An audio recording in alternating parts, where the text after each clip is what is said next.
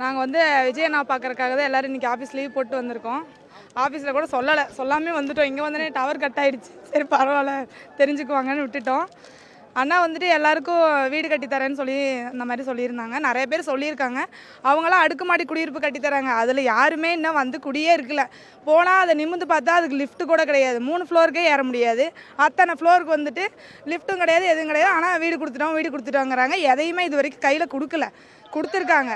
ஆனால் வந்துட்டு 2 லட்சம் கட்டு 3 லட்சம் கட்டுங்கிறாங்க. அந்த மாதிரி வந்துட்டு நம்ம அண்ணா வந்தால் கண்டிப்பாக நமக்கு செய்வாங்க. செய்யலினாலும் பரவாயில்ல. இந்த ஊழலெல்லாம் ஒழிச்சா போதும், நமக்கு மாற்றம் வரணும். அதுதான் முக்கியம். வீட்டுக்கு ஒரு கவர்மெண்ட் வேலை தரேன்னு சொல்லியிருக்காங்க. அதுவும் கரெக்டு தான். ஏன்னா எல்லாருமே வந்து திருப்பி கவர்மெண்ட்டில் இருக்கவங்களே தான் கவர்மெண்ட் ஜாப் போயிட்டு இருக்காங்களே ஒழிஞ்சு நல்லா படிச்சிருக்கோம் நாங்களாம். ஆனாலும் ப்ரைவேட் செக்டரில் தான் இருக்கிறோம். ஆனால் வந்து அண்ணா வந்தால் இந்த மாதிரி பண்ணுவாருன்னு எங்களுக்கு ஒரு நம்பிக்கை இருக்குது. கண்டிப்பாக வந்துட்டு கவர்மெண்ட் ஸ்கூலும் வந்துட்டு நல்லா இருக்குது, டெவலப் ஆகிருக்குங்கிறாங்க. எந்த அரசியல்வாதியும் வந்து கவர்மெண்ட் ஸ்கூலில் யாரையும் படிக்க வைக்க கிடையாது. எல்லாரும் ஃபாரின் போயிடுறாங்க, இல்லைனா பெரிய ஸ்கூலில் படிக்க வைக்கிறாங்க.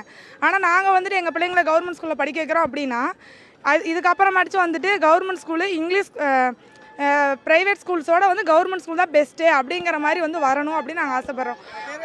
2026 டிவிக்கே தான். சித்தாரா சீதா வருங்கால முதல்வர் நம்ம அண்ணா தான், தளபதி தான். சூரமட்டி வலசிலேருந்து வந்திருக்கோம். எங்கள் ஓட்டு ஃபுல்லாக அண்ணாக்கு தான். வருங்கால முதல்வர் எங்கள் அண்ணா விஜய். நாங்கள்லாம் உறுப்பினராக இருக்கோம். கண்டிப்பாக அண்ணாவை தான் இந்த வருஷம் ஜெயிக்க வைப்போம்.